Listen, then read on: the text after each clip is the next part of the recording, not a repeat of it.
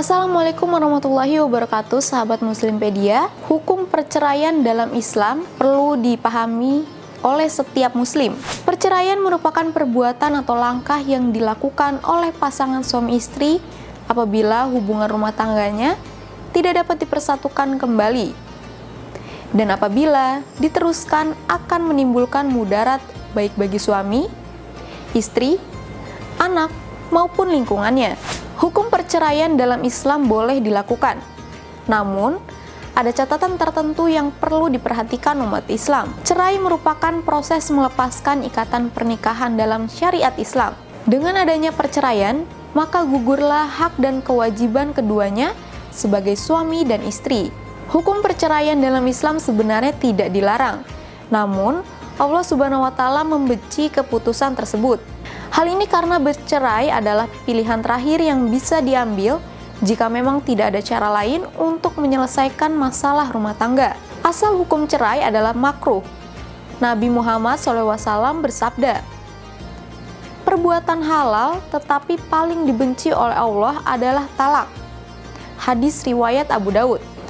Hukum perceraian dalam Islam bisa berbeda-beda, tergantung dengan kondisi dari pasangan suami istri yang sedang bermasalah. Hukum perceraian dalam Islam menjadi wajib ketika terjadi perselisihan antara suami istri, sedangkan dua hakim yang mengurus perkara, keduanya sudah memandang perlu supaya keduanya bercerai. Sementara itu, cerai hukumnya sunnah jika suami sudah tidak sanggup lagi membayar dan mencukupi kewajibannya, nafkahnya, atau perempuan tidak menjaga kehormatan dirinya.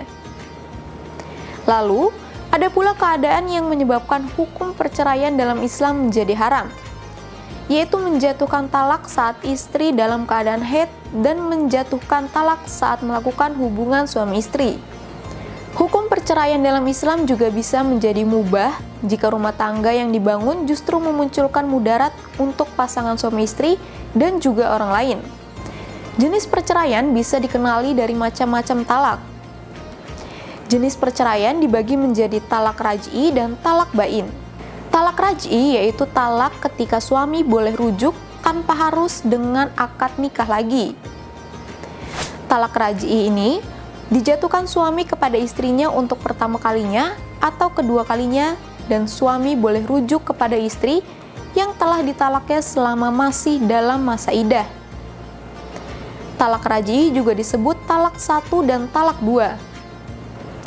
Menurut kompilasi hukum Islam atau KHI, talak raj'i adalah talak ke-1 atau kedua. Dalam talak ini suami berhak rujuk selama istri dalam masa iddah. Talak ini sesuai dengan firman Allah Subhanahu wa Ta'ala di surat Al-Baqarah ayat 229 yang berbunyi, "Talak yang dapat dirujuki 2 kali, setelah itu boleh rujuk lagi dengan cara yang ma'ruf atau menceraikan dengan cara yang baik. Tidak halal bagi kamu mengambil kembali sesuatu dari yang telah kamu berikan kepada mereka, kecuali kalau keduanya khawatir tidak akan dapat menjalankan hukum-hukum Allah. Jika kamu khawatir bahwa keduanya suami istri tidak dapat menjalankan hukum-hukum Allah, maka tidak ada dosa atas keduanya tentang bayaran yang diberikan oleh istri untuk menebus dirinya. Itulah hukum-hukum Allah, maka janganlah kamu melanggarnya. Barang siapa yang melanggar hukum-hukum Allah, mereka itulah orang-orang yang zalim." Talak bain. Talak bain adalah talak yang dijatuhkan suami pada istrinya yang telah habis masa iddahnya.